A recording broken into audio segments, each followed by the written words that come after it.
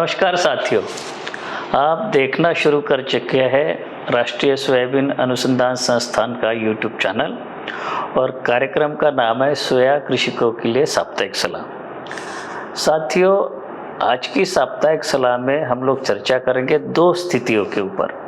पहली स्थिति ये कि कुछ क्षेत्रों में सोयाबीन की बोनी हो चुकी है, उसमें हम क्या कर सकते हैं उसके बारे में चर्चा करेंगे। और दूसरी स्थिति कुछ क्षेत्रों में जहाँ पे अभी सोयाबीन की बोनी होना बाकी है। तो सबसे पहले बात करेंगे कि जहाँ पे बोनी हो चुकी है, सबसे पहला काम हम ये कर सकते हैं कि इस समय पे यदि आपकी फसल 10 दिन की हो गई, 15 दिन की हो गई, तो खरपतवार प्रबंधन के लिए जो भी विभिन्न विकल्प होते हैं उसका आप प्रयोग करें। आप अगर चाहे तो डोरा चला सकते हैं, कुल्पा चला सकते हैं, हाथ से निंदाई कर सकते हैं यदि आपके खेत में खरपतवार पाए जाते हैं, या जो सोयाबीन की खड़ी फसल में अनुशंसित जो खरपतवार नाशक है उनका भी आप छिड़काव कर सकते हैं। और 10 से 12 दिन की फसल में सोयाबीन की फसल में जो अनुशंसित खरपतवार नाशक है, जिसमें आप देखेंगे क्लोरिमिरन इथाइल, इमेज़ेटापेर, बेंटाजोन, क्विज़ालोपाप इथाइल, फेनोक्सिपाप इथाइल, क्विज़ालोपाप टेफुरिल, ऐसे कई खरपतवार नाशक सोयाबीन की फसल में अनुशंसित किए गए हैं।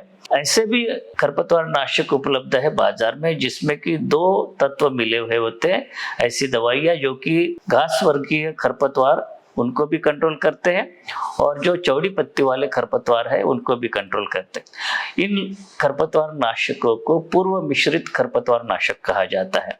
और इस सूची में जो अनुशंसित खरपतवार नाशक है, आप देखेंगे fluazifop p butyl, imazethapyr plus imazamox, propaquizafop plus imazethapyr, sodium acifluorfen plus clodinafop propargyl, fomesafen plus quizalofop ethyl.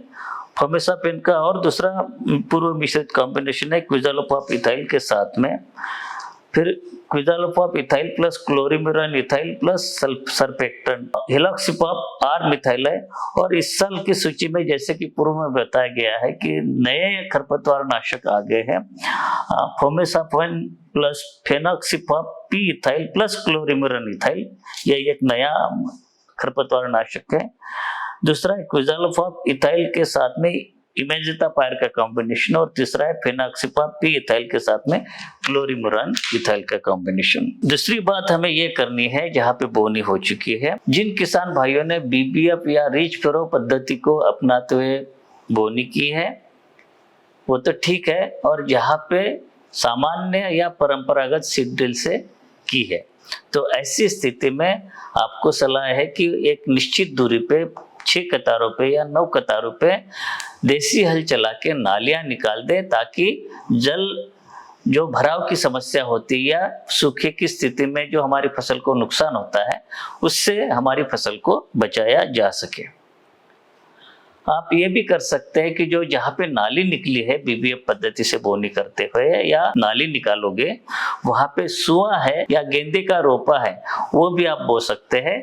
तो इससे क्या होगा कि जो सोयाबीन में प्रकोप करने वाली इल्लियाँ है जिनको ये केवल आपकी सुआ या गेंदे की फसल को नुकसान पहुंचेगी और हमारी सोयाबीन की फसल को हम इन इल्लियों से नुकसान होने से बचा पाएंगे। साथियों, महाराष्ट्र के साथ साथ मध्य प्रदेश के कुछ क्षेत्रों में समाचार मिले हैं कि अंकुरण वहां पे प्रभावित हो गया या कम हो गया है।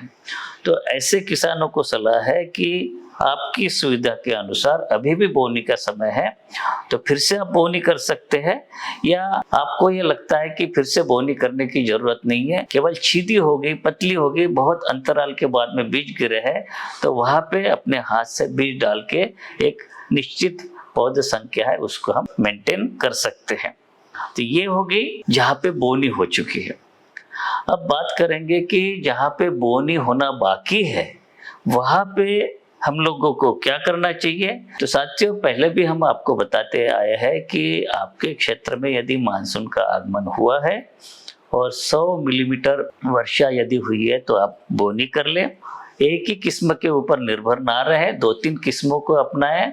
जो किसान साल में 3 फसलें लेते हैं तो सोयाबीन की कम समय में पकने वाली किस्म लगा सकते हैं, और जो किसान केवल 2 फसलें लेते हैं तो सोयाबीन की ऐसी किस्म को लगाए जो कि मध्यम या 100-110 दिन के अंदर में परिपक्व होकर तैयार हो जाए, क्योंकि अधिक समय में पकने वाली किस्मों की उत्पादन क्षमता अधिक होती है। तीसरी बात, जो आप बीज उपयोग में लेंगे उसकी अंकुरण क्षमता आप जांच ले, 70% अंकुरण होना चाहिए और उसी के हिसाब से हम लोग उसका बीज दर निर्धारित करेंगे।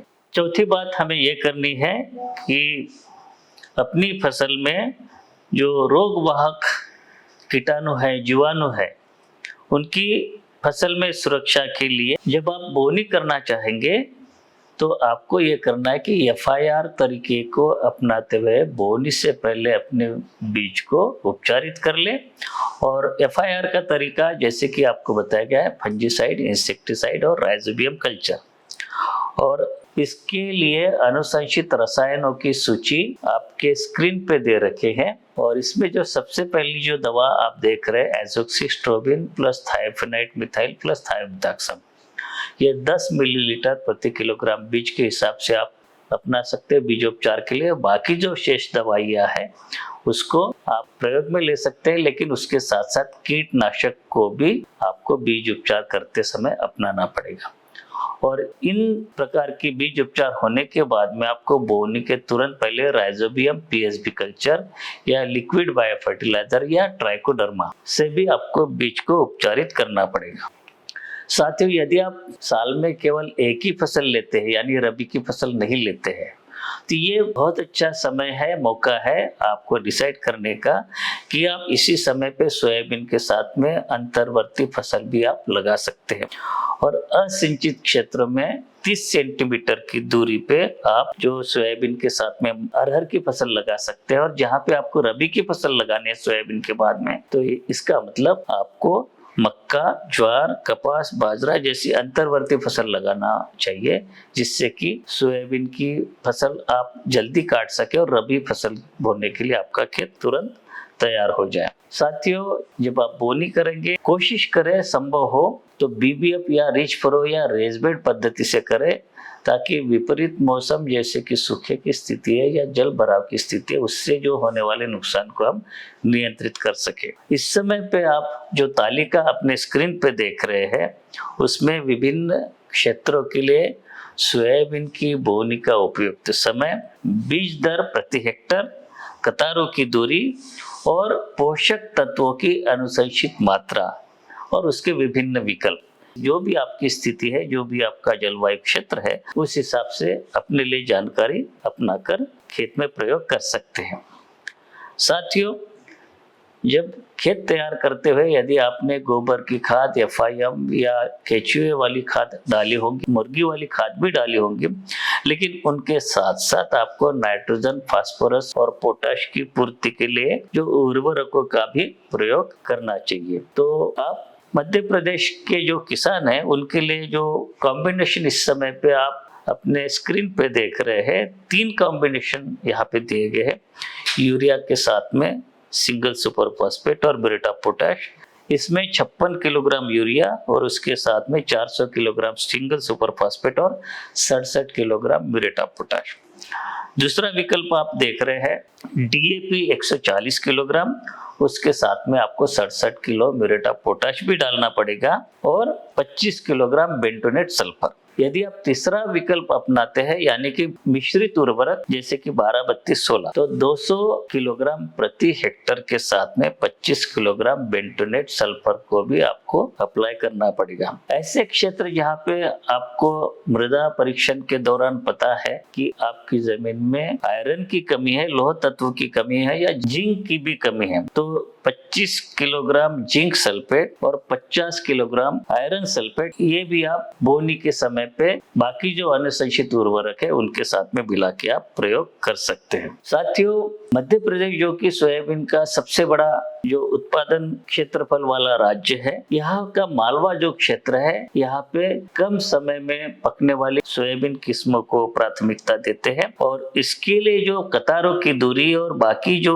बीज दर है, ये इस समय पे आपको प्रदर्शित किया जा रहा है आपके स्क्रीन पे। तो कम समय में पकने वाली जो किस्में है उसको 30 सेंटीमीटर पे बोए, जबकि मध्यम समय में पकने वाली को 45 सेंटीमीटर कतारों पे बोए। पौधे की दूरी 5 से 7 सेंटीमीटर या 10 सेंटीमीटर आप ले सकते हैं। 80 से 90 किलोग्राम प्रति हेक्टेयर बीज दर आपको लगेगा कम समय में पकने वाली किस्मों के लिए, जबकि ज्यादा समय में पकने वाली किस्मों में क्योंकि 45 सेंटीमीटर पे आप बोते हैं तो उसको 65 से 70 किलोग्राम प्रति हेक्टेयर का बीज दर। किसी भी किस्मों को बोते हैं बीज को अधिक गहराई पे नहीं बोना चाहिए। 2 से 3 सेंटीमीटर की गहराई बहुत पर्याप्त होती है, अन्यथा क्या होता है कि बीज अंदर ही अंदर सड़ जाता है, या कई बार यह स्थिति होती है कि बोने के तुरंत बाद हमारी फसल पे एकदम से बहुत अच्छी या हेवी रेनफॉल होता है, अधिक वर्षा होती है, जिससे कि बीज अंदर ही अंदर सड़ जाता है। इसलिए ये हमेशा ध्यान में रखें, 2 या 3 सेंटीमीटर की गहराई तक ही सोयाबीन को बोनी करें और कोशिश ये करें कि संभव हो तो बीबीएफ रिच फरो या रेज बेड पद्धति से करें। जब आप इस प्रकार से बोनी कर चुके होंगे तो खरपतवार नियंत्रण के लिए आप इस समय पे आप देख रहे हैं बोनी के तुरंत बाद उपयोगी जो खरपतवार नाशक है, जो कि 72 घंटे के अंदर में उपयोग ले सकते हैं, उनका छिड़काव आपको अपनी बोए हुए खेत के ऊपर करना पड़ेगा। लेकिन याद रखें ये केवल 72 घंटे के अंदर या सोयाबीन की बीजांकुर जमीन से बाहर आने से पहले करना पड़ेगा। यदि बीजांकुर निकल गए हैं तो ये खरपतवार नाशक आपकी सोयाबीन के ऊपर भी विपरीत असर डाल सकता है। तो साथियों, ये थी इस सप्ताह की साप्ताहिक सलाह। मिलेंगे अगली बार, तब तक के लिए आज्ञा दीजिए। नमस्कार।